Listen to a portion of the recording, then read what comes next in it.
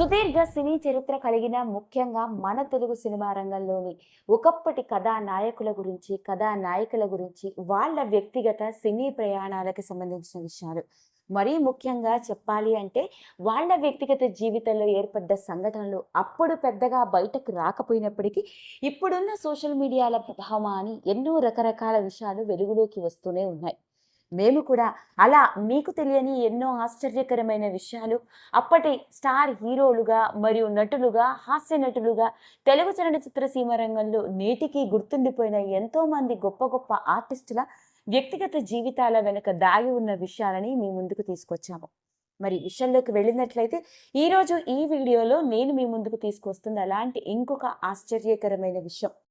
తెలుగు వెండితెరపై తిరుగులేని కథానాయకుడిగా ముఖ్యంగా చెప్పుకోవాలి అంటే హాస్యానికి పెద్దపీట వేసి హాస్యానికి పెట్టింది పేరుగా ఆయన మొహం చూస్తే చాలు చిన్నా చితకా నుండి ముసలి ముతకా వరకు నేటికి అందరూ పగలబడి నవ్వి తీరాల్సిందే.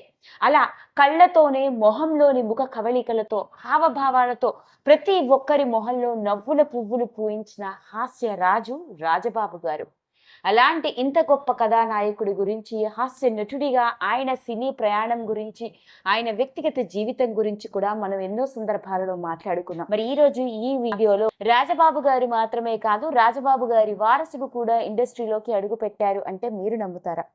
అవునండి, వినడానికి ఆశ్చర్యంగా ఉంది కానీ నేను చెప్పేది అక్షరాల నిజం.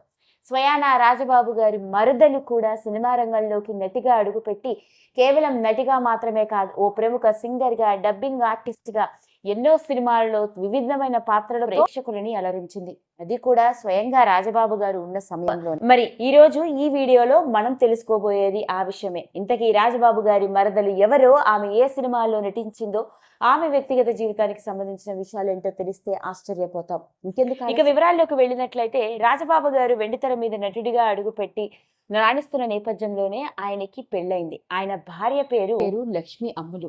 ఇక ఈవిడ ఎవరో కాదు, స్వయాన మహాకవి రచయిత అయిన శ్రీశ్రీ గారికి మరదలు అవుతుంది. అంటే శ్రీశ్రీ గారి భార్య సరోజ మరియు రాజబాబు గారి భార్య, వీళ్ళిద్దరూ అక్కా చెల్లెళ్ళు. ఇక రాజబాబు గారి భార్య లక్ష్మీ అమ్ముల కుటుంబ నేపథ్యాన్ని గమనించినట్లయితే, వాళ్ళ ఇంట్లో ఆవిడ 8వ కూతురు.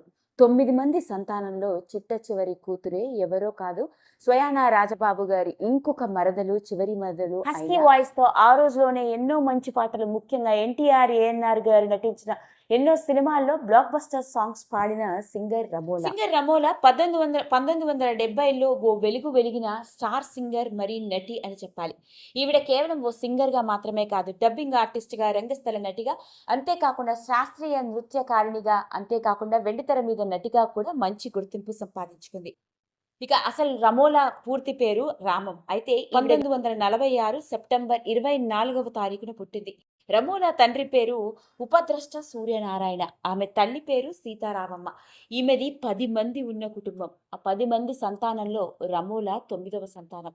ఇదిలా మహాకవి అయిన శ్రీశ్రీ గారి భార్య సరోజ స్వయాన రమోలాకి అక్క అవుతుంది. ఇక మన హాస్య నటుడు అయిన రాజబాబు గారి భార్య అయిన లక్ష్మీ అమ్ములు రమోలాకి చెల్లెలు అవుతుంది.